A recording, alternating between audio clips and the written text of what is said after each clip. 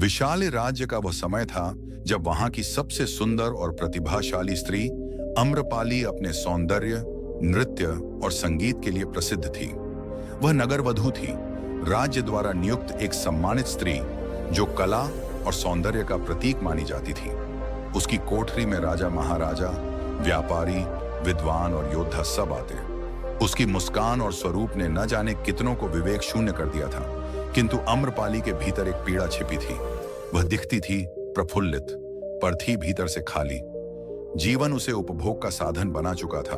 वह चाहती थी किसी ऐसे के पास पहुंचना जो उसे आत्मा की शांति दे सके। उसी समय बुद्ध अपने संघ के साथ वैशाली पहुंचे। उनका आगमन सुनकर नगर के लोग उमड़ पड़े। बुद्ध की ख्याति चारों ओर फैल चुकी थी। वह एक ऐसे साधु थे जो राजा से लेकर साधारण जन तक को समत्व की शिक्षा देते थे। उनके चेहरे पर करुणा थी, वाणी में शांति और आंखों में ऐसा तेज जो सामने वाले का भीतर झंझोड़ दे। अम्रपाली ने भी बुद्ध के आगमन का समाचार सुना। उसने अपने सेवकों से कहा, मैं उनसे मिलना चाहती हूँ। सुना है वह इच्छाओं पर विजय पा चुके हैं। क्या सच में कोई स्त्री उन्हें विचलित नहीं कर सकती? सेवकों ने सिर झुकाया और बोले, देवी, वे तो स्वयं सत्य के मार्ग पर चलने वाले हैं। वे संसार को छोड़कर सन्यास की ओर मुड़ चुके हैं। अम्रपाली मुस्कुराई। तो क्या हुआ?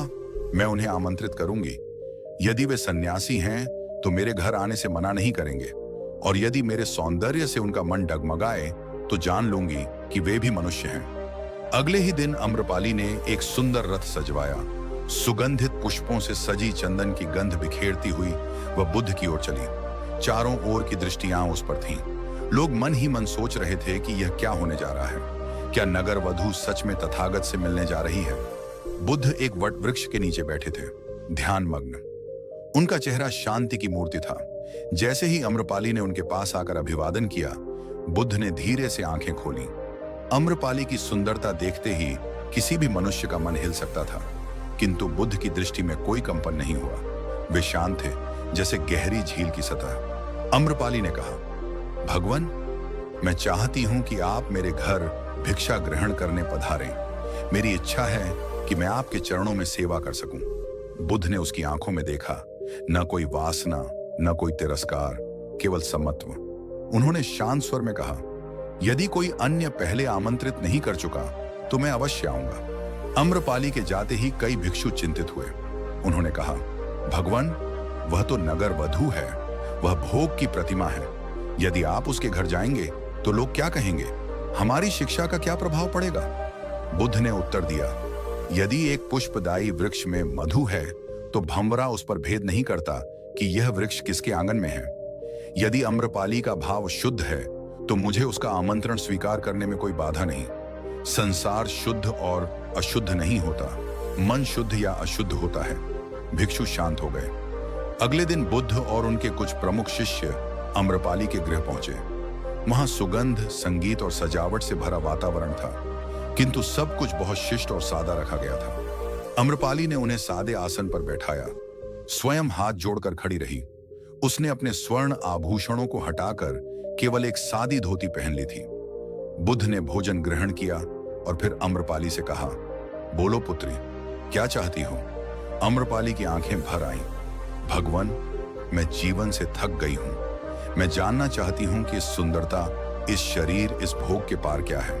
क्या कभी ऐसा हो सकता है कि मैं किसी के लिए वस्तु न रहूं? बुद्ध ने कहा, यह शरीर क्षणिक है, यह सुंदरता समय की परछाई है।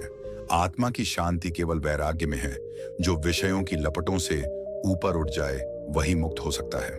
अम्रपाली की आंखों में करुणा और आकर्षण दोनों थे। वह बुद्ध की ओर देखती रही। उसने धीमे स्वर में पूछा, क्या मैं आपके पास रह सकती हूं, आपके संग में? बुद्ध क्षण भर मौन रहे। मन के भीतर एक तरंग उठी, नारी का आकर्षण, उस आंखों का मौन आमंत्रण, वह गंध जो हृदय को झकझोर दे।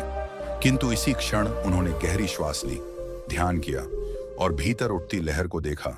केवल एक कामना, केवल एक क्षणिक चाहत। उन्होंने उसकी जड़ पर ध्यान का तीर चलाया। मन शांत हो गया।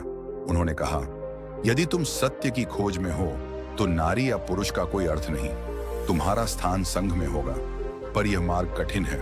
तुम्हें अपने समस्त मोह, समस्त सौंदर्य, समस्त अहम को त्यागना होगा। अम्रपाली की आंखें गीली हो गईं। पर उसमें दृढ़ता थी। मैं त्यागने को तैयार हूं। आम्रपाली ने अपना समस्त धन, संपत्ति और बाग बुद्ध को दान में दे दिया। वही बाग बाद में आम्रवण कहलाया, जहां बुद्ध ने कई वर्षों तक वर्षावास किया। वह बुद्ध के संघ में सम्मिलित हुई और अनुशासित जीवन जीने लगी। लोग आश्चर्यचकित थे। जिस स्त्री की मुस्कान से बड़े बड़े नायक विचलित हो जाते थे, वह अब प्रातः ब्रह्म मुहूर्त में उठकर ध्यान करती थी, भिक्षाटन करती थी और शील व्रत का पालन करती थी।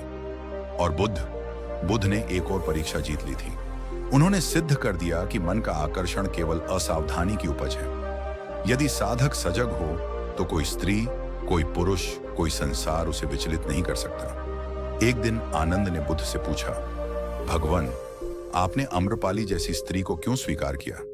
लोग तो उसे पापिनी कहते थे। बुद्ध मुस्कुराए, आनंद, पाप और पुण्य शरीर के नहीं, चित्त के गुण हैं। जैसे एक जलकुंभी की पत्तियां गंदे जल में रहकर भी निर्मल रहती हैं, वैसे ही एक शुद्ध मन वाला कोई भी व्यक्ति संसार के बीच रहते हुए भी मुक्त हो सकता है। आम्रपाली अब वह नहीं रही जो पहले थी, अब वह साध्वी है। आम्रपाली ने अपने जीवन के शेष वर्षों में अनेक नारियों को ध्यान, शील और साधना की शिक्षा दी। वह उनके लिए प्रेरणा बन गई कि संसार के मोह में फंसकर भी मोक्ष पाया जा सकता है, यदि इच्छा सच्ची हो। गौतम बुद्ध की यह कथा केवल आकर्षण से संयम की नहीं, बल्कि आत्म विजय की है।